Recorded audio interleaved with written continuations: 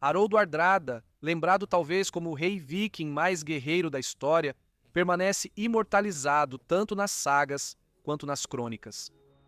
Para muitos, Haroldo era um rei guerreiro lendário, um herói de ferocidade e renome incomparáveis. Para outros, ele era o mais odiado dos vilões. Seu nome, Haroldo Hardrada, que significa conselho severo ou governante duro, era apenas um de seus temíveis epítetos. A vida de Haroldo era um tapeçaria tecido com sangue e trovão. Sua primeira batalha foi travada na tenra idade de apenas 15 anos. Sua espada entrou em ação por todo o mundo conhecido. Dos reinos gelados da Escandinávia às costas ensolaradas do Mediterrâneo, das antigas terras da Ásia Menor e da Sicília à sagrada Terra Santa e dos Balcãs à grande cidade de Constantinopla. Haroldo já havia visto quase todo o mundo conhecido e finalmente enfrentou batalhas nos campos da Inglaterra. As palavras do cronista Adão de Bremen se referem a Haroldo como um senhor da guerra de sangue frio. Na Noruega, grandes eventos aconteceram naquela época. O rei Haroldo superou toda a loucura dos tiranos em sua selvageria feroz. Esse homem destruiu muitas igrejas. Muitos cristãos foram torturados até a morte por ele, mas ele era um homem poderoso e renomado pelas vitórias que já havia conquistado em muitas guerras contra bárbaros na Grécia e nas regiões citas. Depois que ele voltou para sua terra natal, no entanto, ele nunca deixou de guerrear. Ele era o Raio do Norte, uma praga para todos. Hoje, Haroldo é reverenciado por seu espírito guerreiro, sua saga ecoando a grandiosidade de um conto épico de fantasia, exceto que a vida desse homem foi muito real. Seu legado é de glória, vitória e conquista. No entanto, seu fim também marcaria o crepúsculo de uma era em que os vikings lançavam uma longa sombra de terror sobre o mundo. Esta é a história épica de Haroldo Hardrada. Haroldo nasceu na Noruega no ano de 1015. Seu pai, Sigurdur Syr, era o pequeno rei de Hringerhaik, e dizia-se que era bisneto de Haroldo Cabelos Belos, o primeiro rei da Noruega. De acordo com a saga Heimskringla, Sigurdur Syr era um homem muito prudente e modesto, mas muito rico, possuindo muitas grandes fazendas. A mãe de Haroldo se chamava Asta Gudbrandsdatter, e ela tinha um filho do seu primeiro casamento, chamado Olavo, que era 20 anos mais velho que Haroldo e já era o rei da Noruega quando Haroldo nasceu, tornando Haroldo meio-irmão do rei. Haroldo também teria 2 irmãos mais velhos de sangue, chamados Guttorm e Halfdan. Na juventude, Haroldo demonstrava traços de um espírito rebelde com grandes ambições, tendo seu meio-irmão Olavo como exemplo a ser seguido. Isso o diferenciava de seus 2 irmãos mais velhos, que eram mais parecidos com o pai, práticos e principalmente preocupados com a manutenção da fazenda. Assim, Haroldo cresceu durante o reinado de seu irmão mais velho, imerso nas histórias das expedições de Olavo. Quando adolescente, Olavo foi mercenário lutando pelo rei da Inglaterra, Etelredo, o Indeciso. Haroldo ouvia sobre as façanhas de Olavo, navegando seus navios longos pelo rio Tâmisa até a ponte de Londres, derrotando o príncipe Canuto e, por fim, reivindicando o trono ancestral da Noruega. Como filho mais novo, Haroldo vivia à sombra de seus irmãos mais velhos, mas seu espírito era inquieto e o caçula faria qualquer coisa para provar seu valor. Dizia-se que, quando Haroldo tinha 3 anos, Olavo veio visitar sua propriedade real em Hringerhaik. Lá, Astor apresentou Haroldo e seus 2 irmãos mais velhos, Guttorm e Halfdan, ao rei. Quando Olavo colocou os meninos mais velhos em seu colo, eles baixaram o olhar diante dele. Mas quando ele fez o mesmo com Haroldo, o garoto olhou diretamente em seus olhos. E quando Olavo puxou o cabelo dele, Haroldo puxou o bigode do rei e Olavo lhe disse: "Um dia, parente, você será um guerreiro." O poeta islandês Snorri Sturluson também escreveu isso em um episódio sobre o jovem Haroldo e seus irmãos. O rei Olavo chamou Guttorm e Halfdan até ele e perguntou a Guttorm: "O que você mais deseja?" Guttorm disse: "Um campo de trigo, todo aquele campo ali, avançando para dentro do lago." Isso seria muito trigo ali, disse o rei. Então o rei perguntou a Halfdan: E o que você mais gostaria de ter? Halfdan disse: Vacas, tantas, que quando forem beber água, todas ficarão ao redor do lago, lado a lado. O rei disse que seria uma fazenda enorme. Então o rei finalmente disse a Haroldo: E o que você mais gostaria de ter? Soldados, disse Haroldo, tantos que comerão todas as vacas de Halfdan em uma só refeição. O rei riu e disse: Você está criando um rei aqui, mãe? Ambos os contos refletem como Olavo reconheceu seu irmão mais novo, Haroldo, como um futuro rei e guerreiro, prenunciando o que ele se tornaria. O meio-irmão de Haroldo, Olavo, admirava como o imperador franco Carlos Magno havia usado o cristianismo para unir seu reino. Após seu batismo e retorno à Noruega, Olavo embarcou em uma missão para converter o país, em grande parte pagão, recorrendo a mutilações, cegueira ou assassinatos para alcançar seus objetivos. Ele importou bispos da Inglaterra, Normandia e Alemanha e tentou impor o cristianismo nas áreas do interior, que tinham menos comunicação com o restante da Europa. Os templos pagãos antigos foram destruídos e, sobre suas ruínas, igrejas foram construídas. Qualquer um que tentasse intervir era impiedosamente eliminado em nome do novo Deus. No entanto, essa devoção religiosa extrema afastou seus nobres. Eles passaram a ver Olavo como um fanático que desrespeitava a religião de seus ancestrais, levando-os a convidar Canuto, o rei reinante tanto da Dinamarca quanto da Inglaterra, para anexar a Noruega ao seu império do Mar do Norte. Os reis nórdicos frequentemente traçavam sua linhagem até Odin, e o sonho de Olavo de converter todos os seus súditos ao cristianismo levou seus jarls e senhores, muitos dos quais ainda acreditavam nos deuses antigos, a se voltarem contra ele. Consequentemente, Olavo foi forçado ao exílio na Rússia. Durante seu exílio, Canuto instalou Hakon Sigurdsson, o Jarl de Lade, como governador da Noruega. No entanto, apenas um ano após assumir o governo da Noruega, Hakon se afogou e morreu no mar. Olavo, durante seu exílio na Rússia, então se prepararia para uma expedição militar para retomar o trono. Olavo contou com o apoio do rei sueco Anund Jacob, que queria enfraquecer o poder de Canuto. Ele forneceu a Olavo 400 homens e guias para garantir que ele fosse escoltado com segurança até a Noruega. O exílio de Olavo foi sem dúvida difícil para Haroldo.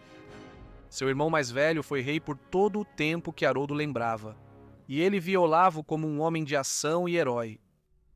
Ao ouvir sobre os movimentos de Olavo, Haroldo enfrentou uma decisão crucial: ficar de fora da próxima guerra ou se tornar um de seus principais guerreiros. Inquieto como sempre, Haroldo reuniu 600 homens das Terras Altas para se juntar a Olavo e suas forças. Após uma recepção calorosa, Olavo continuou a reunir um exército maior, levando a batalha de Stiklestad em 29 de julho do ano 1030, onde Haroldo lutaria ao lado de seu irmão. Essa batalha fazia parte de um esforço para restaurar Olavo ao trono norueguês, que havia sido tomado pelo rei dinamarquês Canuto, o Grande. De acordo com as fontes, Olavo liderou seu exército de 3.600 homens pela Suécia, atravessando as montanhas até o Vale de Verdal, cerca de 80 quilômetros ao norte de Trondheim. Eles chegaram a Stiklestad, uma fazenda na parte baixa do vale, onde a lendária batalha aconteceu, conforme relatado por Snorri Sturluson em sua renomada obra Heimskringla, escrita 2 séculos depois. Embora Canuto estivesse ausente da Noruega, sua causa foi defendida pelo chamado Exército dos Camponeses, uma força composta por jarls, chefes e aldeões leais a ele. Haroldo, com apenas 15 anos na época, juntou-se ao irmão na batalha, ansioso para banhar sua espada no sangue dos inimigos. Liderando seu contingente de homens, Haroldo, apesar dos desejos do irmão, mergulhou na carnificina e entrou em choque com o exército camponês em Stiklestad. Um escaldo escreveu isso sobre o papel de Haroldo na batalha.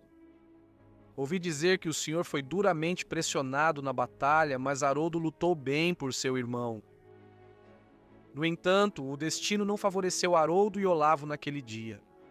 De acordo com as sagas, Olavo lutou bravamente, matando muitos guerreiros, mas acabou sendo mortalmente ferido. Ele sofreu um golpe de machado no joelho, um corte de espada no pescoço e uma estocada fatal de lança por baixo de sua cota de malha que entrou em seu ventre.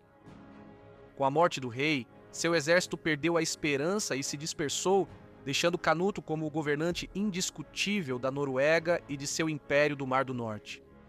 Haroldo, que havia lutado com determinação por seu irmão e rei, também ficou gravemente ferido. Seu primeiro contato com a batalha foi uma derrota esmagadora e quase lhe custou a vida. Ainda assim, foi observado que Haroldo demonstrou considerável coragem e talento militar durante a batalha. Mesmo estando no flanco esquerdo da lendária tática do focinho de javali, uma formação em cunha usada para romper as linhas inimigas. Após a derrota na batalha de Stiklestad, Haroldo, com a ajuda de um de seus nobres, conseguiu escapar para a casa remota de um camponês no interior de uma floresta no leste da Noruega. Antes irmão mais novo do rei da Noruega, Haroldo, agora marcado pela batalha e ferido, vivia no exílio, dependente da misericórdia de um homem comum.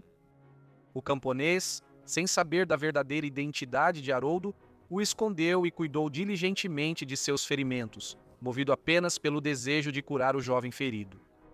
Enquanto Haroldo cavalgava com um homem entre duas florestas desabitadas, Haroldo compôs estes versos. Minhas feridas sangravam enquanto eu cavalgava, e lá embaixo os camponeses marchavam matando os feridos com a espada, os seguidores de seu legítimo senhor. De floresta em floresta eu me arrastei, despercebido pela multidão de camponeses. Quem sabe, pensei, um dia pode chegar em que meu nome ainda será grande em minha terra. Assim que Haroldo se recuperou e estava forte o suficiente para viajar, ele seguiu para o norte, atravessando as montanhas até a Suécia, chegando por fim à Rússia de Kiev.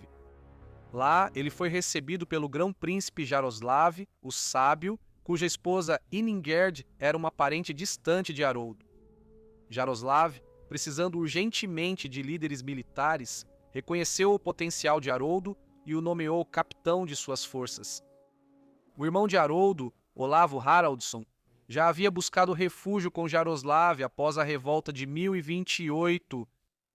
De acordo com a saga dos antigos reis, Jaroslav só acolheu Haroldo porque ele era irmão de Olavo. Haroldo participou da campanha de Jaroslav contra os poloneses no ano de 1031 e possivelmente lutou contra outros inimigos e rivais da Rússia de Kiev na década de 1030, incluindo os estonianos, os bizantinos e os pechenegues, assim como vários outros povos nômades. O Skaldo Bolverk cantou esta canção sobre o tempo de Haroldo na Rússia. A afiada espada do rei repousa limpa e brilhante, preparada em terras estrangeiras para lutar. Nossos corvos grasnam para se fartar. O lobo uiva da colina distante. Nosso bravo rei foi para a Rússia. Ninguém na terra é mais corajoso que ele. Sua espada afiada vai preparar muitos banquetes para lobos e corvos no leste. Dizem que Haroldo permaneceu na Rússia por vários anos, viajando por terras orientais vastas e distantes. Seu espírito inquieto acabou levando-o a embarcar em uma expedição para a Grécia, até que finalmente mirou na lendária cidade de Constantinopla, que já foi a grande capital do Império Romano. Do meio do século V até o início do século XIII, Constantinopla foi a maior e mais rica cidade da Europa, amplamente considerado o centro e berço da civilização cristã ortodoxa. Como um príncipe exilado, Haroldo ainda era assombrado pela sombra de Canuto, o Grande, o governante da Inglaterra, Dinamarca e Noruega. Como irmão do rei Olavo, que foi assassinado, Haroldo era um homem marcado e retornar à Escandinávia teria sido suicídio. Portanto, ele buscou outro caminho para a riqueza e a glória. Constantinopla, com suas cúpulas douradas e mercados movimentados, ofereceu a ele a oportunidade de traçar um novo destino. A cidade, conhecida como Miklagard pelos nórdicos, era uma maravilha do mundo medieval, com suas ruas cheias de comerciantes, soldados e estudiosos de todo o mundo. Quando Haroldo atingiu a idade adulta, ele era descrito como um gigante de sua época. Snorri Sturluson o descreveu como tendo cabelos e barba claros, um bigode longo e uma das sobrancelhas um pouco mais alta do que a outra. Haroldo também é descrito como sendo fisicamente maior e mais forte do que outros homens, com mãos e pés grandes. Haroldo e seu contingente de cerca de 500 homens chegaram a Constantinopla, provavelmente no ano de 1033 ou 1034, onde se juntaram à prestigiosa Guarda Vareg. Enquanto o Flateyjar Bock sugere que Haroldo inicialmente tentou esconder sua identidade real, a maioria das fontes concorda que Haroldo e seus homens já eram renomados no Oriente nessa época. O Império Bizantino era então governado pela Imperatriz Zoe, a Grande, ao lado do Imperador Miguel IV, o Paflagônio. Quando Haroldo chegou a Constantinopla, ele se apresentou à Imperatriz nos salões opulentos de seu grande palácio. A Imperatriz Zoe, imediatamente impressionada pela presença imponente e reputação de Haroldo, o aceitou em seu serviço sem hesitação. A Guarda Vareg não era apenas uma unidade cerimonial, mas um elemento crucial no poderio militar bizantino. Eles forneciam segurança inabalável para os imperadores e desempenhavam papéis decisivos em muitas guerras, sendo frequentemente enviados nos momentos cruciais das batalhas. Constantinopla, com suas imponentes muralhas e esplêndidas cúpulas, contrastava fortemente com a terra natal de Haroldo, a Noruega. Haroldo rapidamente se adaptou ao novo ambiente e sua perspicácia estratégica e habilidade em combate lhe renderam uma posição de destaque dentro da Guarda Vareg. Durante seu serviço sob o comando da Imperatriz Zoe, Haroldo participou de várias campanhas militares, nas quais seu espírito de liderança e bravura foram constantemente demonstrados. O papel de Haroldo nessas campanhas aumentou ainda mais sua reputação, com histórias de seus feitos se espalhando por toda parte. De acordo com a saga de Haroldo, foi isso que aconteceu durante seu tempo na Guarda Vareg. Haroldo embarcou nas galés tripuladas por soldados rumo ao Mar Grego. Ele trouxe seus próprios homens com ele. Apesar de ser novo no exército, Haroldo rapidamente conquistou a lealdade de todos os varegues, que se uniram a ele nas batalhas. Como resultado, Haroldo logo foi nomeado chefe dos varegues. Ele viajava pelas ilhas gregas, participando de inúmeras batalhas contra os corsários, destacando-se e até conquistando uma reputação ainda mais temida do que já tinha. No verão, todo o exército vareg embarcou em uma campanha para Sirkland, que significa terra dos sarracenos, que ficava no norte da África. Durante essas batalhas, Haroldo estrategicamente mantinha seus homens fora do combate, ou longe das áreas mais perigosas, sob o pretexto de preservar os contingentes de sua força. No entanto, quando estava sozinho com seus próprios homens, Haroldo lutava com tanta ferocidade que ou saía vitorioso, ou ele e seus homens morriam tentando. No entanto, isso nunca aconteceu. Consequentemente, sempre que Haroldo liderava seu exército, eles frequentemente conquistavam vitórias. Muitos soldados perceberam essa disparidade e começaram a acreditar que se sairiam muito melhor se Haroldo fosse o único comandante de todo o exército. Alguns gregos corajosos, movidos pelo desejo de riqueza e glória, juntaram-se a Haroldo e o aceitaram como líder. Haroldo passaria muitos anos no norte da África, durante os quais acumulou uma vasta fortuna em ouro, joias e outros tesouros preciosos. Toda a riqueza que ele acumulou ia além do que era necessário para suas necessidades imediatas. Então ele confiou grande parte de seu tesouro em ouro a homens de confiança. Esses homens transportaram o ouro para o norte até Novgorod, colocando-o sob os cuidados e proteção do rei Jaroslav, por quem Haroldo já havia lutado anteriormente como capitão de suas forças. Durante as façanhas de Haroldo na África, lutando contra o califado fatímida, ele capturou 80 fortalezas árabes graças à sua bravura, embora esse número provavelmente seja exagerado. Esses ataques contribuíram para sua imensa riqueza, E esses feitos não eram meras lendas, mas verdades que demonstravam sua habilidade e brilhantismo. Um desses episódios, na Sicília, relata o gênio militar de Haroldo. Quando Haroldo chegou à Sicília, ele continuou sua campanha de pilhagem, eventualmente cercando um castelo formidável e populoso. Cercando o castelo com seu exército, ele rapidamente percebeu que suas grossas muralhas eram impenetráveis e que os defensores tinham provisões e suprimentos suficientes para uma defesa prolongada. Diante desse desafio, Haroldo elaborou uma estratégia inteligente. Ele orientou seus caçadores a capturarem pássaros que faziam ninho no castelo, mas voavam à floresta durante o dia em busca de alimento para os filhotes. Haroldo mandou amarrar pequenos pedaços de madeira cobertos de piche nas costas dos pássaros, que depois eram untados com cera e enxofre para serem incendiados. Assim que eram soltos, os pássaros instintivamente voavam de volta para seus ninhos dentro do castelo, que ficavam escondidos sob os telhados feitos de junco e palha. Quando os pássaros retornaram aos seus ninhos, as chamas que carregavam incendiaram os telhados. Embora cada pássaro carregasse apenas uma pequena brasa, o efeito coletivo foi catastrófico.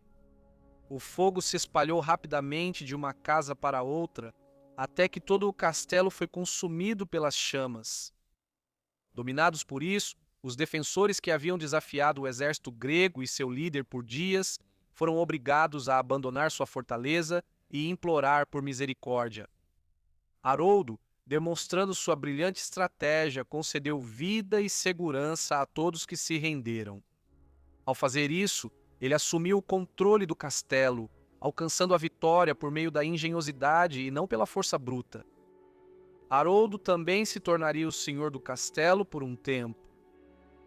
Havia ainda outro castelo formidável que o exército de Haroldo encontrou, densamente povoado e aparentemente inexpugnável.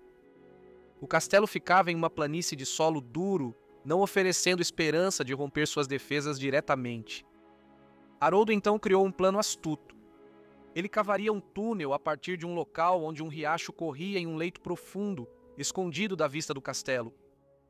Os homens de Haroldo cavaram a passagem dia e noite sem descanso.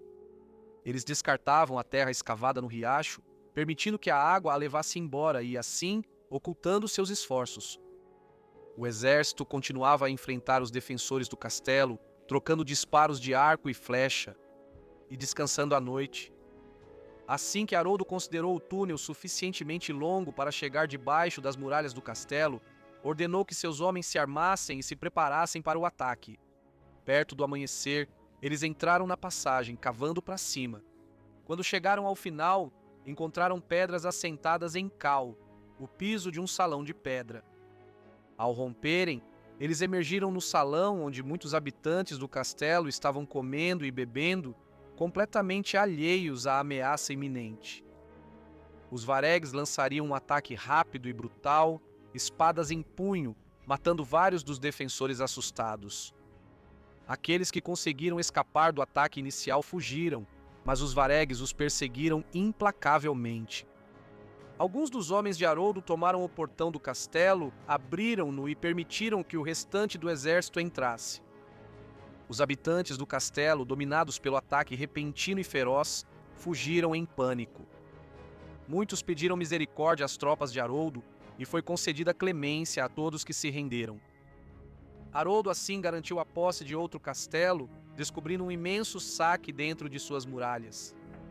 Haroldo passou muitos anos em campanhas na Serkland e na Sicília, onde acumulou riquezas e ganhou renome por suas inúmeras conquistas. Ao retornar a Constantinopla com suas tropas, ele permaneceu por pouco tempo antes de embarcar em uma expedição para Jerusalém. Diz a lenda que, durante essas campanhas, Haroldo lutou em 18 batalhas importantes, cada uma testando sua habilidade e coragem como guerreiro. Seus feitos durante esse período consolidaram ainda mais sua reputação como um líder e comandante formidável. Ele viajou com seus homens até a terra de Jerusalém, avançando até a própria cidade. Por onde passavam na região, as pessoas se rendiam voluntariamente. Um escalde relatou isso sobre o tempo de Haroldo na Terra Santa. Ele foi o guerreiro ousado e valente a Jerusalém, o túmulo sagrado, e ao interior da terra para colocar sob o comando dos gregos e pelo terror do seu nome. Sob seu poder, o país se rendeu, sem precisar de fogo destruidor ou espada para obedecer à sua palavra. Conta-se que muitos sarracenos nesta terra se submeteram pacificamente à autoridade de Haroldo, sem necessidade de guerra ou devastação. Haroldo prosseguiu em sua jornada até o Rio Jordão, onde participou dos rituais de banho tradicionais observados pelos peregrinos. Além disso, Haroldo assumiria a tarefa de garantir toda a rota que levava ao Rio Jordão. Ele conseguiu isso enfrentando e eliminando muitos ladrões e perturbadores da paz, garantindo assim uma passagem segura para peregrinos e viajantes por um tempo. Haroldo retornou a Constantinopla no ano de 1038. No entanto, após a conclusão da campanha bizantina na Sicília, uma revolta liderada pelas forças normandas lombardas irrompeu no sul da Itália. Haroldo, comandando a Guarda Varegg, enfrentou-os em várias batalhas durante esse período tumultuado. Entre esses conflitos estavam as batalhas de Olivento e Monte Maggiore, onde Haroldo enfrentou o aventureiro normando Guilherme Braço de Ferro. Esses confrontos foram desafiadores para Haroldo, resultando em derrotas diante do habilidoso comandante normando. Após as derrotas, Haroldo e a Guarda Varegg foram chamados de volta a Constantinopla. No ano de 1041, o próprio imperador Miguel partiu em direção à Bulgária, liderando um formidável exército de 40.000 soldados, reforçado pelos mercenários nórdicos, entre os quais estava Haroldo. Com ousadia agressiva, Miguel avançou com suas forças para a Bulgária. Apoiados por Haroldo, eles lutaram juntos na batalha decisiva de Ostrovo. O pano de fundo desse conflito surgiu da revolta de Pedro Dalen contra os bizantinos no ano de 1040, reivindicando o trono búlgaro em desafio. Sua ascensão, no entanto, foi de curta duração, pois seu primo o traiu, o que levou ao cegamento de Pedro e à sua derrota subsequente perto de Ostrovo no ano seguinte. Apesar de sua cegueira, Pedro continuou sendo um líder formidável. Comandando suas forças contra o exército bizantino, a campanha cobraria seu preço do imperador Miguel, levando-o à beira da morte. Ainda assim, ele conseguiu retornar triunfante a Constantinopla ao lado de Haroldo. Apesar da vitória, a saúde do imperador piorou rapidamente, sinalizando sua morte iminente. Após a morte de Miguel IV, no ano de 1041, houve tumulto na corte, pois Miguel V e a imperatriz Zoe disputaram o poder, levando a uma queda na influência de Haroldo na corte imperial. Após quase uma década atravessando terras estrangeiras e lutando em reinos distantes, o coração de Haroldo doía com um desejo insaciável de retornar às paisagens rudes e familiares do norte, à sua amada terra natal. A tradição dos fiordes, as densas florestas e o ar fresco e revigorante da Noruega mexiam profundamente com ele. Era um chamado que ele não podia ignorar. Chegaram notícias a Haroldo de que seu sobrinho Magnus Olafsson, filho de seu irmão mais velho, o rei Olavo, não apenas havia reivindicado o trono da Noruega, mas também estendido seu domínio sobre a Dinamarca. Essa revelação tocou Haroldo profundamente, despertando o desejo de se reunir com seus parentes e apoiar o legado de sua família. As duas coroas da Noruega e da Dinamarca, repousando sobre a cabeça do filho de seu irmão, representavam um poderoso atrativo. Haroldo, experiente em batalhas e extremamente rico, imaginava como seria ser rei. Com esse novo conhecimento, Haroldo decidiu deixar seu prestigiado cargo dentro do exército bizantino. A decisão não foi tomada de ânimo leve, pois seu cargo era de grande comando e respeito. Ainda assim, o chamado de sua terra natal, aliado à ascensão de seu sobrinho, tornou a escolha clara.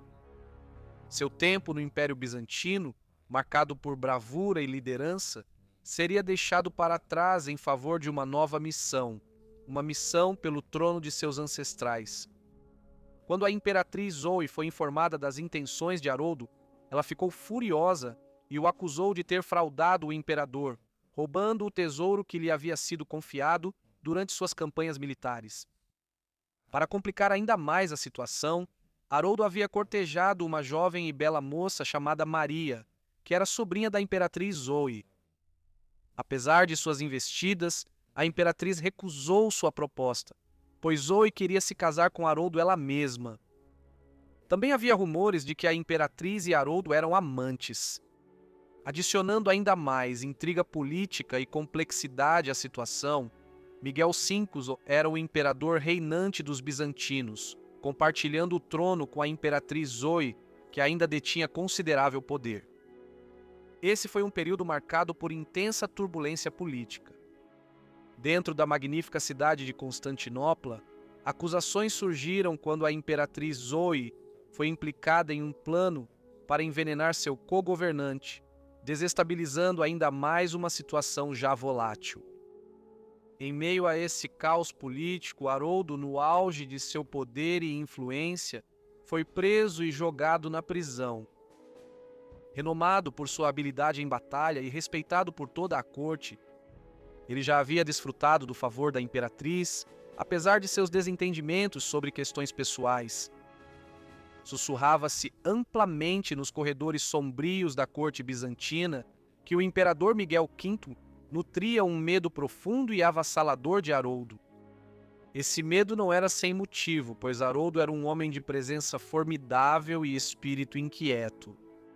Sua lealdade inabalável ao imperador anterior havia garantido sua posição de destaque entre os cortesãos. Comandando a feroz guarda varegue, Haroldo tinha uma reputação incomparável. Esses guerreiros de elite, juramentados para proteger o imperador, seguiam Haroldo com uma relação nascida do respeito e do medo. A lenda de Haroldo também havia se espalhado muito além dos limites de Bizâncio, alcançando os cantos mais distantes da Europa.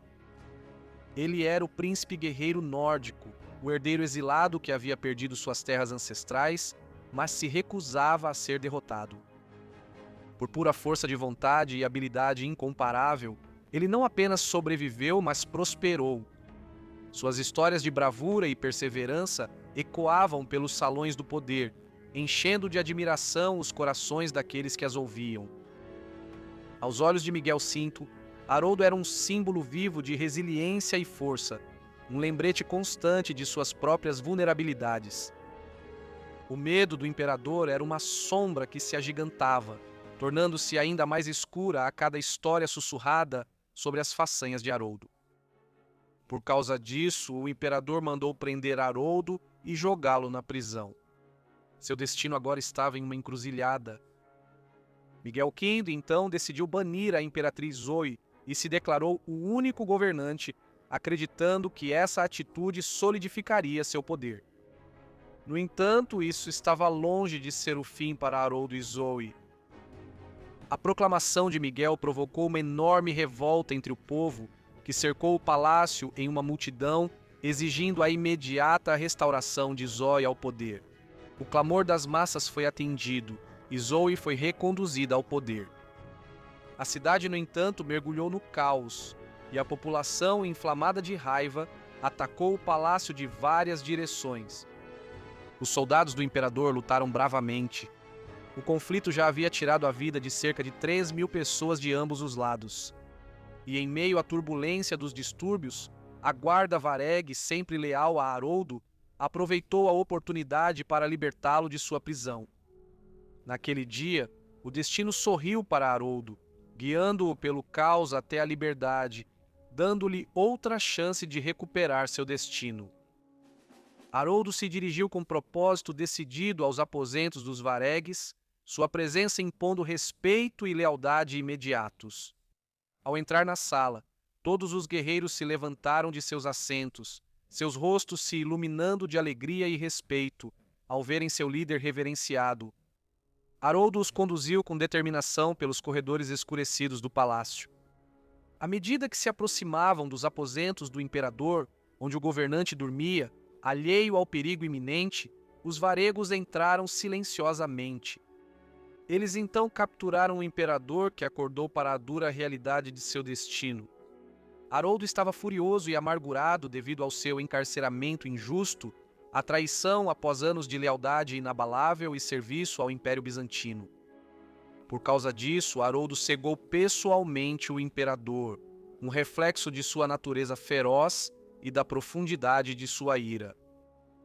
O imperador foi então enviado para um mosteiro e passaria o resto de seus dias em desgraça e isolamento. Após a restauração de Zoe ao trono em junho do ano de 1042, Haroldo buscou permissão para retornar à sua amada Noruega. Seu coração ansiava pelos fiordes e praias familiares de sua terra natal. No entanto, a imperatriz Zoe, cativada por Haroldo e relutante em se separar de seu amante, negou seu pedido. Ela desejava mantê-lo por perto, tentando controlá-lo por todos os meios ao seu alcance. Sua corte era uma gaiola dourada, e ela estava determinada a mantê-lo preso dentro dela. Resoluto em seu desejo de voltar para a Noruega, Haroldo começou a elaborar um ousado plano de fuga. Ele reuniria companheiros leais, homens que compartilhavam seu anseio pelo mar aberto e pelas distantes terras do norte. Juntos, eles conspiravam em segredo, sussurrando seus planos em tons baixos, sempre atentos aos espiões de Zoe. Naquela noite fatídica, o rei Haroldo e seus homens leais se aproximaram furtivamente da residência onde a bela Maria dormia. Diziam que ela era a mulher por quem Haroldo era apaixonado, mas que lhe foi negada pela imperatriz. Com precisão rápida e vigorosa, eles a levaram embora noite adentro, o ar carregado com a urgência de sua missão. O destino deles era a costa, onde as poderosas galés dos varegues aguardavam. Enquanto a noite cobria a cidade de Constantinopla com seu manto, Haroldo, o príncipe nórdico, embarcou em uma fuga ousada. Com 2 navios e um grupo de seguidores ferozmente leais, Haroldo navegou pelas águas traiçoeiras do Bósforo. O primeiro navio, guiado pela mão experiente de Haroldo, evitou habilmente a detecção enquanto passavam pelas patrulhas bizantinas. No entanto, quando o navio de Haroldo se aproximou da barreira, sua voz ecoou pelo convés, conclamando seus homens à ação. Com um esforço unificado, eles avançaram, seus músculos se contraindo contra a resistência das correntes. O navio gemeu em protesto, mas a determinação de Haroldo era inabalável. Com um último ímpeto de força e desafio, eles romperam a barreira, o navio avançando bruscamente e navegando para a vasta extensão do Mar Negro. Antes de partir completamente das terras bizantinas, Haroldo passou uma última noite com sua amada Maria. E em um momento de cavalheirismo, ele deixou Maria em terra, garantindo que ela estivesse acompanhada por uma escolta forte, de volta a Constantinopla. Sua mensagem para ela foi clara e desafiadora. Ela deveria contar à sua parente, a imperatriz Zoe, sobre a nova busca de Haroldo pelo trono da Noruega e a futilidade de qualquer tentativa de controlá-lo. Com o vento a favor, Haroldo partiu navegando para o norte. Sua fuga ousada e desafio corajoso ficaram gravados nos anais da lenda, mais uma vez aumentando sua reputação. Haroldo, o príncipe nórdico, havia acumulado grandes riquezas durante seus anos nas opulentas cortes de Constantinopla. Os tesouros reluzentes do Império Bizantino fluíam para suas mãos como rios de ouro. Essas riquezas não foram acumuladas por vaidade, mas enviadas com sabedoria para a distante Rússia de Kiev, onde, sob a valente guarda de Jaroslavo, o Sábio, foram armazenadas com segurança. Ao retornar triunfante para a Rússia de Kiev, a presença de Haroldo ressoou como um trovão por toda a terra. Sua aliança com Jaroslavo foi selada através do casamento com sua filha, Elizabeth. Ela era filha do sábio governante e neta da realeza sueca.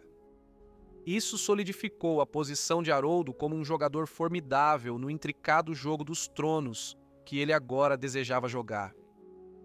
A união deles não era apenas de amor e linhagem, mas também de aliança estratégica. A jornada de Haroldo desde os fiordes congelados da Noruega até as praias banhadas pelo sol do Mediterrâneo foi marcada por fugas ousadas, conquistas épicas e muitas batalhas. A reputação de Haroldo era temida em toda a Europa, e seu sobrinho Magno logo saberia de sua intenção de retornar à Noruega. Haroldo iniciou sua jornada rumo ao oeste a partir de Novgorod nos primeiros meses do ano de 1045. Enquanto isso, na Noruega, o trono havia sido reivindicado por seu sobrinho. O cenário político mudou à medida que a ambição de Haroldo se cruzava com a tumultuada história das lutas dinásticas. Os filhos de Canuto, o Grande, que antes disputavam o trono da Noruega, voltaram sua atenção para a Inglaterra, deixando Magno livre para consolidar seu reinado sem oposição. Com o trono dinamarquês deixado vago pela morte de Harthacnut, Magno aproveitou a oportunidade para expandir seu domínio, sufocando pretendentes e consolidando sua autoridade sobre a Dinamarca.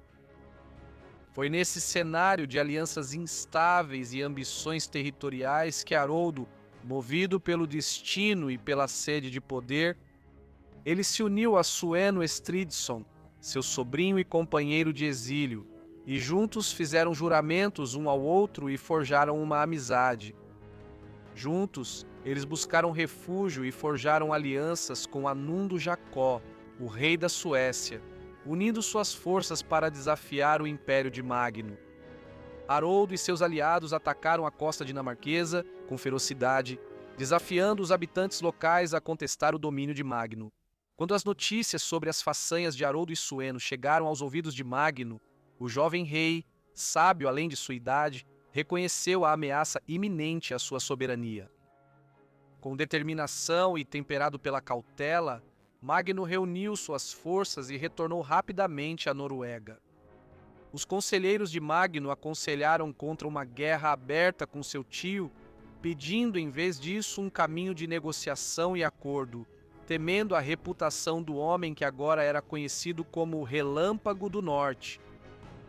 No verão do ano de 1046, um tratado foi forjado. O rei Magno ordenou que as trombetas anunciassem a assembleia de um thing geral, onde os reis da Noruega eram historicamente coroados. O povo se reuniu solenemente, com os rostos voltados para o rei, ansiosos para ouvir sua proclamação. Com uma voz que transmitia autoridade e convicção, Magno se dirigiu ao exército reunido, revelando o generoso presente que havia concedido ao seu parente, Haroldo. Em meio aos murmúrios de aprovação e admiração, Thorir de Steg, uma figura respeitada entre os guerreiros, concedeu a Haroldo o título de rei. O ar crepitava de expectativa enquanto o manto da realeza repousava sobre os ombros de Haroldo, seu olhar firme e resoluto. Mais tarde, no mesmo dia, um banquete de esplendor incomparável aconteceu dentro da tenda de campanha do rei Haroldo. Haroldo fez um convite cordial a Magno, que chegou com 60 de seus homens, com suas armaduras brilhando sob a luz do sol. Em um assento elevado, adornado com ricos tapeçarias e entalhes intrincados, os dois reis sentaram lado a lado, suas risadas ecoando em meio às melodias de harpa e canções. O rei Haroldo logo ordenaria uma procissão de arcas e baús para dentro da tenda, e com uma cerimônia solene, os tesouros de terras distantes foram revelados diante de Magno e seus homens. Armas forjadas em fornalhas estrangeiras, vestimentas de seda e pele e ornamentos de joias raras que brilhavam como luz das estrelas capturada. Com uma voz que transmitia tanto gratidão quanto orgulho, Haroldo falou a Magno, suas palavras ecoando com o peso de uma história e ambição compartilhadas. Ele reconheceu a generosidade de Magno ao lhe conceder um reino arduamente conquistado de seus inimigos em comum, e disse isso ao seu sobrinho. Ontem, você nos concedeu um reino que é testemunho do seu valor e sabedoria. Hoje oferecemos a você os despojos de nossas jornadas por mares estrangeiros, conquistados com perigo e perseverança. Que esses tesouros sejam um símbolo da nossa união e respeito mútuo. Assim como compartilhamos o governo da Noruega, também compartilharemos as riquezas que nos unem. Assim, o laço entre Haroldo e Magno foi reafirmado. Apesar do domínio compartilhado, a relação entre Haroldo e Magno começou a enfraquecer devido a inúmeros desentendimentos. Suas cortes separadas ecoavam com sussurros de rivalidade e ambição. Seus encontros eram marcados pela ameaça de confrontos físicos, com os dois homens quase chegando às vias de fato em várias ocasiões. No entanto, em meio à discórdia latente, eles mantinham uma paz frágil. No ano de 1047, Magno morreria ainda jovem sem deixar um herdeiro. Antes de sua morte, no entanto, ele decidiu que Sueno herdaria a Dinamarca e Haroldo herdaria toda a Noruega. A Dinamarca era o trono ancestral de Sueno, já que sua mãe era irmã de Canuto, o Grande, e seu pai era Ulf Jarl, um formidável chefe dinamarquês e regente da Dinamarca por um tempo. Ao saber da morte de Magnus, Sueno teria dito: "Agora que Deus me ajude, nunca cederei a Dinamarca." Haroldo, com o coração em chamas, cheio de ambição e uma visão que se estendia por toda a vasta extensão do Mar do Norte, nutria não apenas o desejo de manter o domínio de Magnus sobre a Dinamarca, mas também de recuperá-lo de seu antigo aliado, Sueno. O controle de Sueno sobre a Dinamarca era um obstáculo formidável para a visão de Haroldo de uma Escandinávia unificada. E talvez a restauração do lendário Império do Mar do Norte de Canuto, o Grande, em sua totalidade. Ansiando pelo poder de um antigo rei que havia derrotado seu irmão mais velho em batalha, aos 33 anos, Haroldo Hardrada desencadeou sua fúria sobre a Dinamarca, marcando o início de uma campanha sangrenta e implacável. No ano de 1048, ele desceu sobre a Jutlândia, saqueando suas terras com uma selvageria que causou calafrios no coração da Escandinávia. No ano seguinte, sua sede de sangue o levou a Hedeby, a joia do comércio dinamarquês e uma das cidades mais bem protegidas de toda a Escandinávia. Com tochas em chamas e espadas reluzindo sob o brilho intenso do sol, os guerreiros de Haroldo devastaram a cidade. As defesas da cidade ruíram diante do ataque nórdico, e suas ruas ficaram tingidas de vermelho com o sangue tanto dos defensores quanto dos civis. As chamas lambiam o céu enquanto casas, mercados e navios eram consumidos pelo inferno. O outrora próspero centro de comércio e cultura foi reduzido a ruínas fumegantes. Mais tarde, naquele mesmo ano, em meio aos restos carbonizados da antiga glória de Hedeby, um confronto de reis estava destinado a acontecer. Haroldo e Sven, dois titãs do norte, prepararam-se para se enfrentar em uma rara batalha convencional da época. De acordo com o cronista Saxo Grammaticus, apenas a visão das forças de Haroldo se aproximando causou terror nos corações do exército menor de Sven. O pânico se espalhou como fogo, e em seu desespero, os homens de Sven preferiram se lançar no frio abraço do mar a enfrentar os berserkers nórdicos. Um reflexo do medo avassalador que Haroldo inspirava. Embora Haroldo tenha saído vitorioso na maioria dos confrontos, ele nunca conseguiu ocupar totalmente toda a Dinamarca. Era opinião unânime que nenhum chefe nas terras do norte jamais teve um julgamento tão profundo e conselhos tão prontos quanto Haroldo. Ele era um grande guerreiro, destemido nas armas, forte e perito no uso de todas as armas, e também era um grande amigo de todo o povo da Noruega. As estações melhoraram quando Haroldo subiu ao trono, um presságio para o povo comum de que seu governo era justo. Haroldo já tinha viajado por todo o mundo e, além de ser um homem militar, tinha um entendimento profundo sobre moedas. Ele desenvolveu uma moeda norueguesa e uma economia baseada em moedas viável, o que permitiu à Noruega participar do comércio internacional. Ele iniciou o comércio com a Rússia de Kiev e o Império Bizantino através de suas conexões, assim como com a Escócia e a Irlanda. De acordo com as sagas posteriores, Haroldo fundou Oslo, que hoje é a capital e a cidade mais populosa da Noruega, onde ele passou muito tempo. Haroldo, tendo garantido seu reinado pela força e reputação, enfrentaria a tarefa formidável de convencer a aristocracia norueguesa de seu direito de governar sozinho. Sua principal oposição veio dos poderosos descendentes de Hákon Sigurdsson, conhecido como Hákon, o Poderoso, famoso por sua vitória sobre os Jomsvikings em uma lendária batalha naval. E também se acreditava que ele descendia do gigante Ivar, o Desossado. Com essa linhagem influente, os condes de Lade há muito controlavam o norte da Noruega e Trondelag, com considerável autonomia sob a coroa norueguesa. Hákon, o Poderoso, chegou a governar toda a Noruega dos anos 975 até o ano 995, embora nominalmente sob o rei dinamarquês, até sua morte durante a tomada de poder por Olaf Tryggvason. Apesar da morte de Hákon, seus descendentes continuaram a exercer grande influência no norte. Quando Haroldo subiu ao trono, a autoridade da família estava personificada em Einar Eindridsson, um poderoso senhor da guerra e um dos homens mais ricos do reino, que era casado com a filha de Hákon, consolidando seu legado. Einar, além de ser um homem rico e poderoso, era popular e é muito celebrado nas sagas, sendo descrito como incrivelmente forte. Enquanto os condes de Lade mantinham uma relação cooperativa com Magnus, a insistência de Haroldo em um governo absoluto e na consolidação do poder logo provocou um conflito com Einar. A tensão entre as ambições centralizadoras de Haroldo e a autonomia tradicional da família Lade preparou o terreno para uma luta pelo poder que moldaria o futuro da Noruega.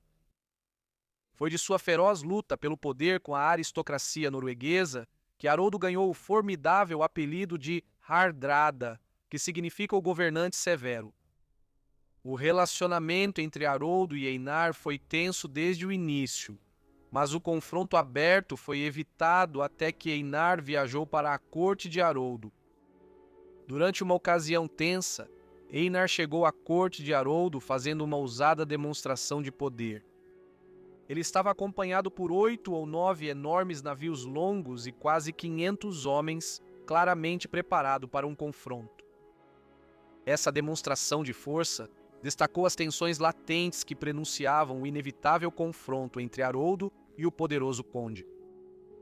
De acordo com a saga de Haroldo, em um dia fatídico foi realizada uma reunião na cidade com o próprio rei presente. Um ladrão havia sido capturado e levado diante da assembleia. O homem havia servido anteriormente a Einar, que o tinha em alta consideração. Quando Einar soube da situação do homem, ele sabia que o rei não mostraria misericórdia, especialmente porque Einar tinha interesse no caso. Determinado a salvar o homem, Einar armou seus seguidores e marchou até a assembleia. Lá ele tomou o ladrão à força.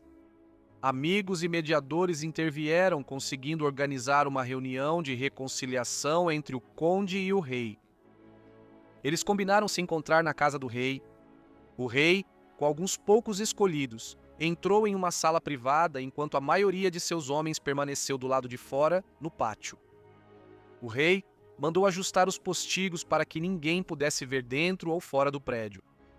Einar logo chegaria com seus homens e instruiu seu filho a ficar do lado de fora com as tropas, confiante de que nenhum mal lhe aconteceria lá dentro. Quando Einar entrou na sala escura, comentou sobre a pouca luz. Nesse instante, agressores avançaram contra ele, armados com lanças e espadas. Ouvindo a confusão, seu filho sacou a espada e entrou correndo na sala, apenas para ser morto junto com seu pai, Einar. Os homens do rei rapidamente trancaram a porta, deixando os homens de Einar sem liderança e hesitantes. Então o rei Haroldo saiu da casa, organizou seus homens em formação de batalha e ergueu seu estandarte. Os noruegueses inimigos, agora sem liderança, não ousaram atacar, pois conheciam o temor que o rei inspirava. As ações de Haroldo o deixaram desprezado por muitos, pois os condes de Lade eram há muito tempo muito respeitados pelos noruegueses. O conde Einar, com cerca de 70 anos quando foi assassinado, era uma figura reverenciada. O país estava à beira da rebelião, e foi apenas a ausência de um líder unificador que impediu uma revolta contra o rei.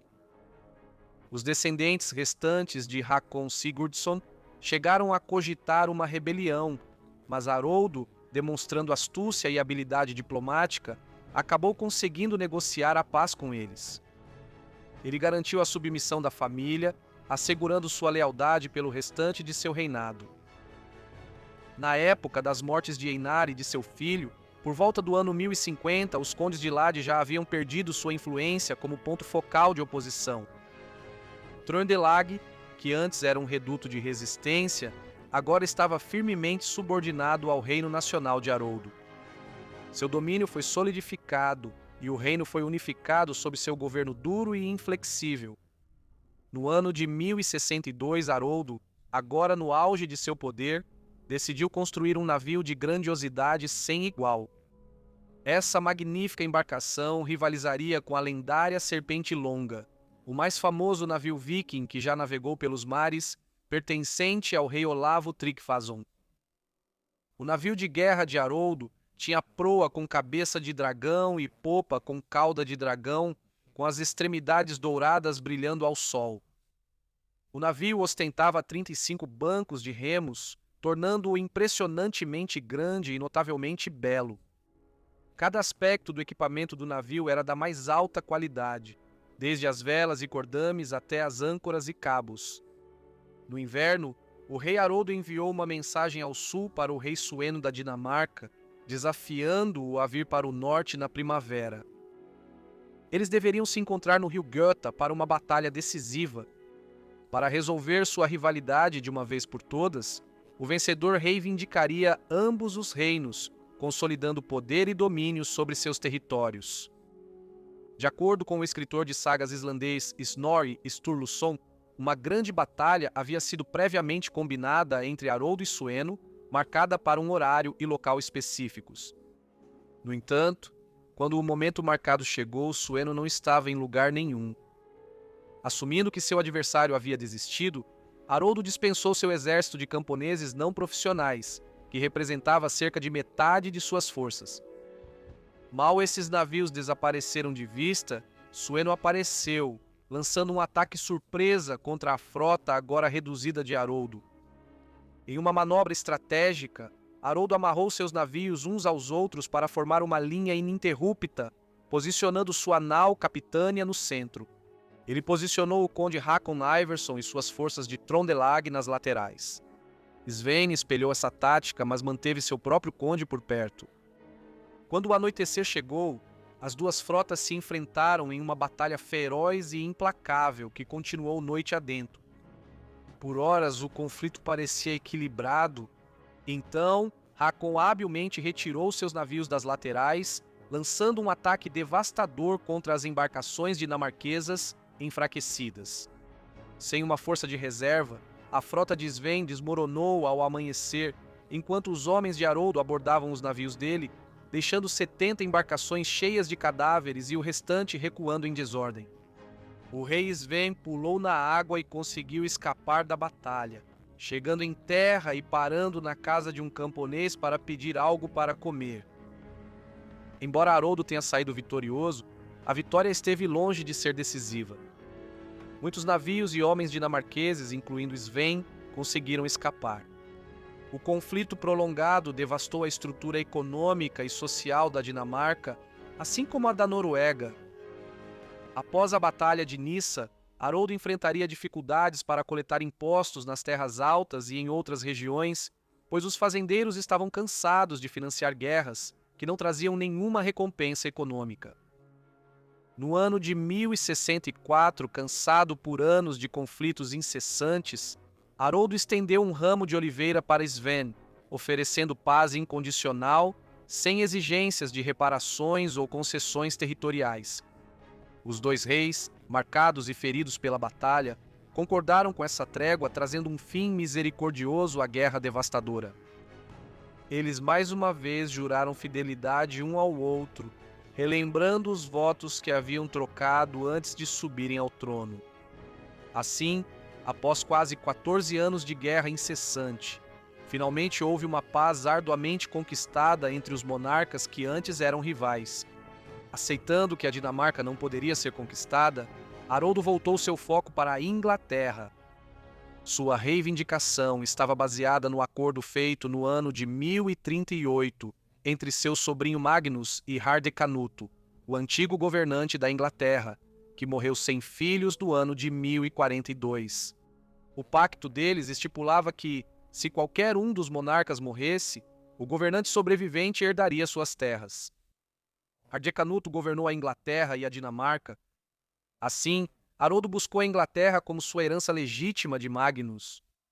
No entanto, Hardecanuto havia favorecido seu meio-irmão Eduardo, o Confessor, que subiu ao trono inglês com o poderoso apoio do conde Godwin, pai de Haroldo Godwinson. Os planos de Magnus de invadir a Inglaterra no ano de 1045 foram deixados de lado, enquanto ele enfrentava a revolta liderada por Sueno da Dinamarca. E quando Magnus faleceu no ano de 1047, Haroldo herdou sua reivindicação ao trono inglês. Eduardo, o Confessor, por sua vez, mantinha habilmente possíveis adversários afastados ao insinuar sutilmente que eles poderiam sucedê-lo, garantindo um frágil equilíbrio de poder. No entanto, no ano de 1066, Eduardo, o Confessor, estava em seu leito de morte e o destino da Inglaterra estava em jogo. A notícia do coma e da morte de Eduardo se espalharia por toda a Europa. Isso geraria uma onda de reivindicações ao trono. Eduardo, em seus momentos finais, confiou o reino a Haroldo Godwinson, seu conde mais poderoso, preparando o cenário para uma luta intensa entre os gigantes da época. Entre os pretendentes ao trono inglês estava Edgar, o Ételing, cuja linhagem remontava a Alfredo o Grande. Apesar de não possuir terras, exércitos ou aliados poderosos, além do falecido rei Eduardo, a reivindicação de Edgar ressoava profundamente devido ao sangue e à herança. Contrastando com o direito hereditário de Edgar estava Haroldo Godwinson, já nomeado regente no leito de morte de Eduardo. Era o homem mais poderoso da Inglaterra. Sua influência permeava todos os cantos do reino, e sua fama como comandante de batalha eclipsava qualquer outro. No entanto, das águas geladas do norte, Haroldo Hardrada faria valer sua reivindicação. Na Noruega, ele havia ascendido ao trono como único rei após a morte de seu sobrinho Magnus, o Bom, a quem acreditava que Eduardo havia injustamente suplantado. O legado de juramentos sagrados e laços de sangue fortalecia sua reivindicação, um manto que ele via como seu por direito, segundo as antigas leis da palavra de um homem. Do outro lado do canal, Guilherme, o duque da Normandia, reivindicou seu próprio direito, fortalecido pela suposta designação de Eduardo e por um solene juramento de apoio do próprio Haroldo Godwinson. Os laços entre a Normandia e a Inglaterra davam peso à sua reivindicação, complicando ainda mais uma sucessão já contenciosa. Enquanto o Witan deliberava, dividido entre a tradição e as exigências de um reino conturbado, os ecos dos reis vikings remodelavam o cálculo da sucessão. A irritação juvenil de Edgar se opunha à liderança experiente de Haroldo Godwinson, uma figura também celebrada. Por fim, na manhã seguinte ao sepultamento de Eduardo, o Witan, composto por senhores e bispos, se reuniu. Em um momento decisivo que ecoaria pelos anais da história, eles deixaram de lado as estruturas de linhagem, escolhendo em vez disso a liderança resoluta de Haroldo Godwinson.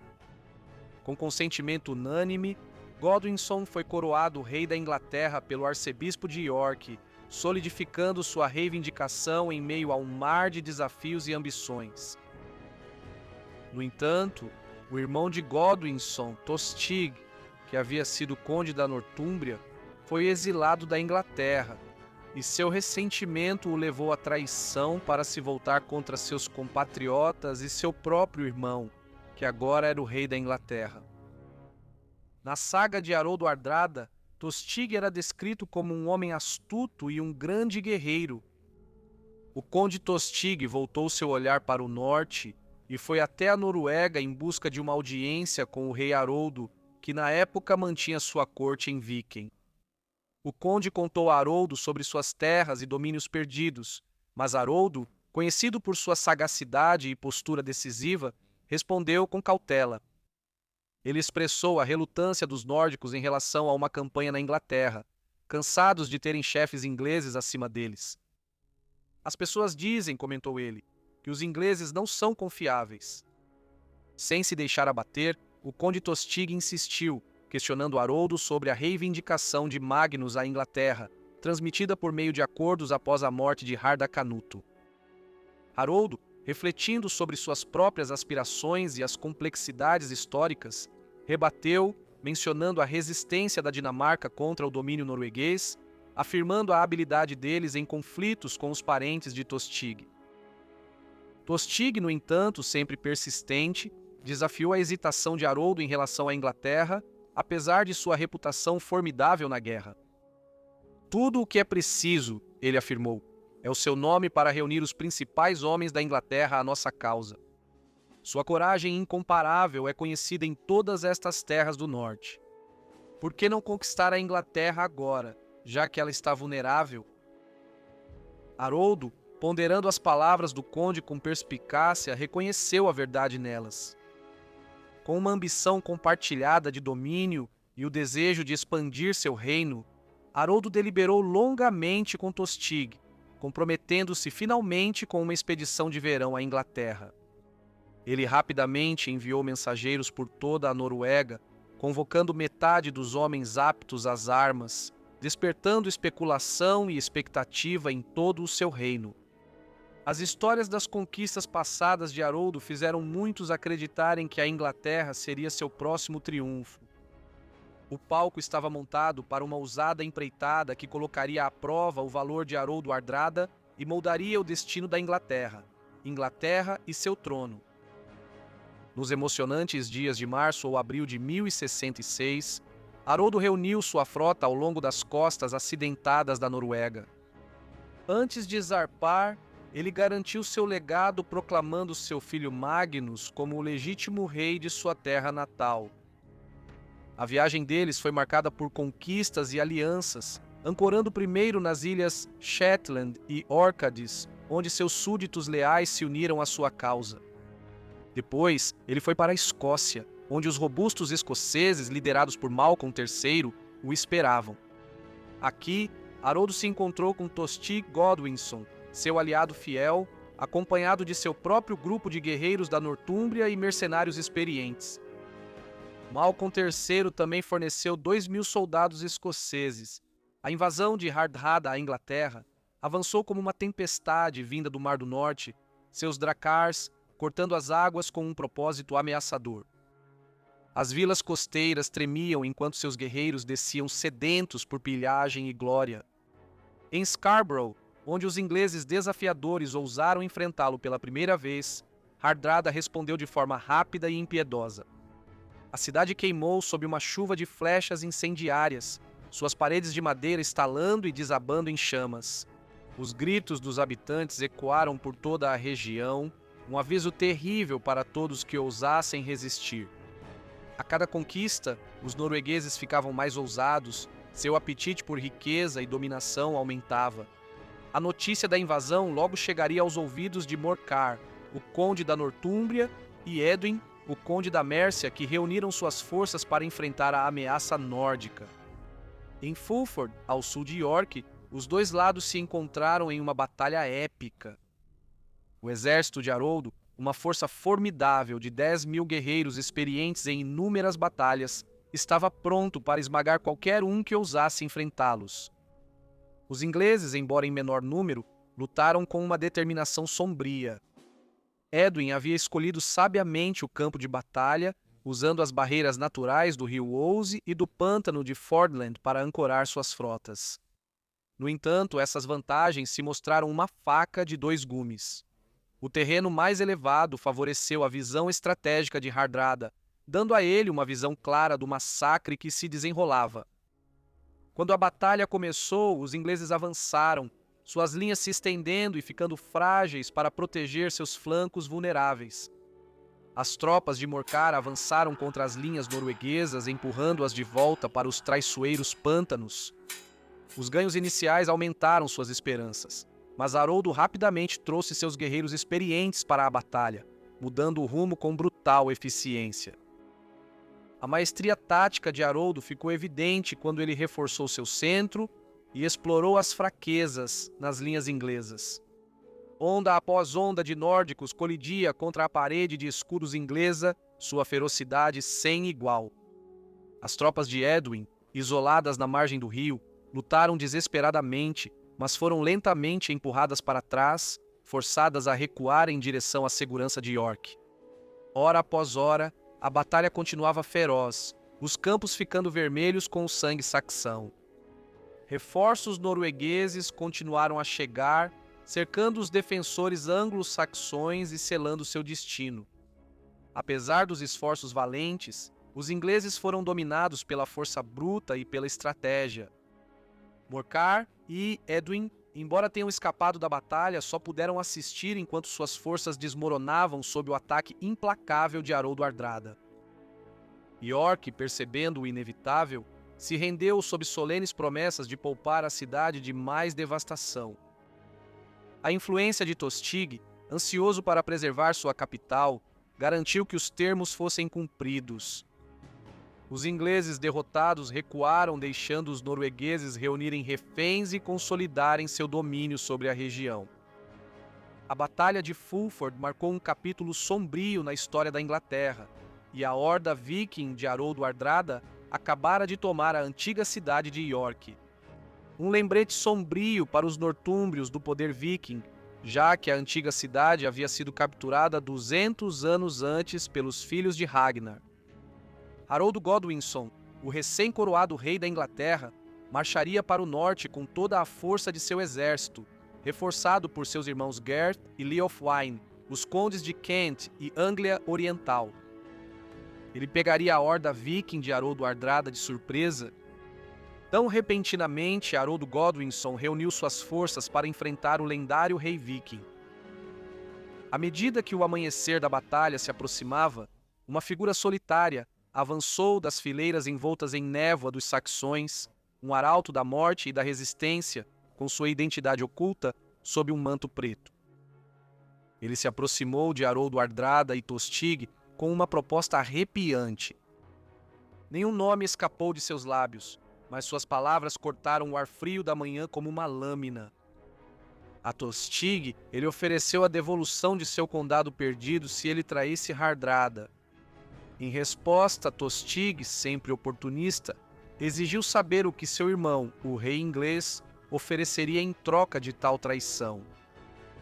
A resposta do cavaleiro foi uma profecia sombria, envolta no manto de um desafio. 7 pés de terra inglesa, pois ele é mais alto do que os outros homens. Com essas palavras, o cavaleiro desapareceu de volta nas névoas rodopiantes, deixando para trás um silêncio atônito entre os nórdicos. Hardrada, conhecido por seu coração de guerreiro, ficou impressionado com a audácia da mensagem. Virando-se para Tostig, ele exigiu saber a identidade do mensageiro destemido. A resposta de Tostig caiu como uma pedra em um lago de silêncio. Ele disse que era Haroldo Godwinson, o próprio rei da Inglaterra. Logo após essa reunião, o exército inglês desceu sobre os noruegueses com fúria e começou a massacrar as forças de Hardrada. Pegos de surpresa e desprevenidos, os guerreiros nórdicos se apressaram para enfrentar o ataque repentino. O avanço dos ingleses foi brevemente interrompido pela ponte estreita. Foi aqui que um guerreiro norueguês solitário, armado com um machado dinamarquês e tomado por uma fúria de berserker, conseguiu conter todo o exército inglês. Por um breve momento, parecia que esse nórdico poderia desafiar o avanço dos ingleses, mas o destino interveio. Depois que o berserker matou 40 ingleses, um soldado inglês, escondido sob a ponte, enfiou sua lança para cima entre as tábuas de madeira, acertando a virilha do berserker, fazendo-o cair de joelhos e permitindo que fosse morto. O exército de Godwinson então avançaria pela ponte. Uma maré implacável de guerreiros entrelaçou seus escudos e avançou. Eles formaram uma linha formidável bem diante do exército nórdico e seu rugido coletivo ecoou pelo campo de batalha. A batalha rapidamente se espalhou muito além dos limites da ponte, transformando a paisagem em uma área de morte e bravura. Por horas o confronto continuou ferozmente, aço contra aço. Para os nórdicos, a decisão de abandonar suas armaduras provou ser um erro fatal, pois se viram cada vez mais em desvantagem. As forças inglesas, implacáveis e inflexíveis, avançaram com ferocidade em seu ataque. Lentamente, mas com firmeza, eles fragmentaram a outrora impenetrável muralha de escudos nórdica, explorando cada fraqueza até que ela se despedaçasse. Tostig Godwinson, o traidor dos ingleses, foi morto no massacre, assim como muitos condes nórdicos e guerreiros formidáveis. No coração desse caos, Haroldo Hardrada se destacou como um símbolo de força bruta. Suas mãos seguravam a espada longa com força inabalável, abrindo caminho entre os inimigos a cada golpe. Disse que ele entrou no lendário estado de Berserker, sua fúria transcendendo os limites humanos. Nesse estado de fúria, quase em transe, o veterano de 50 anos e 100 batalhas se tornou um redemoinho de morte, abatendo inimigo após inimigo com precisão selvagem, um deus no campo de batalha. De acordo com a saga de Haroldo, foi isso que aconteceu. O rei Haroldo Sigurdsson viu isso. Ele entrou na batalha onde o choque de armas era mais intenso e houve um conflito acirrado, no qual muitas pessoas caíram de ambos os lados.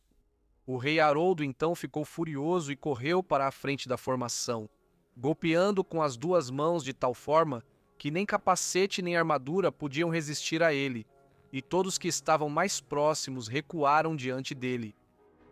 Foi então que os ingleses quase fugiram.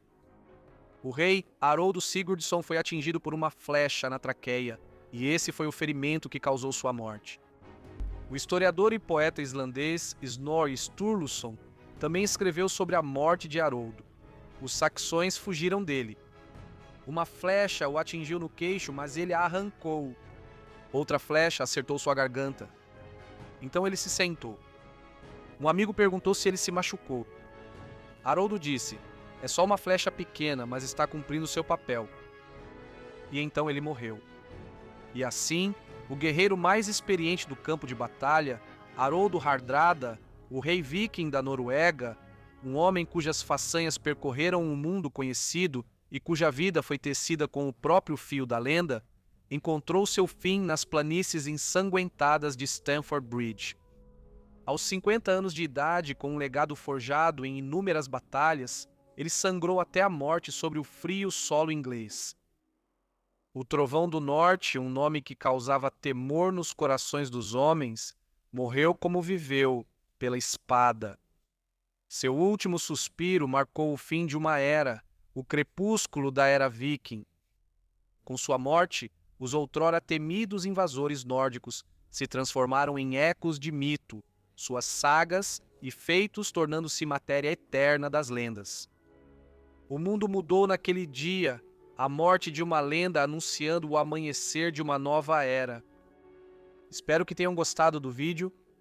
Se gostou, não esqueça de curtir, se inscrever e compartilhar. E nos vemos em breve para mais um Perfis Históricos.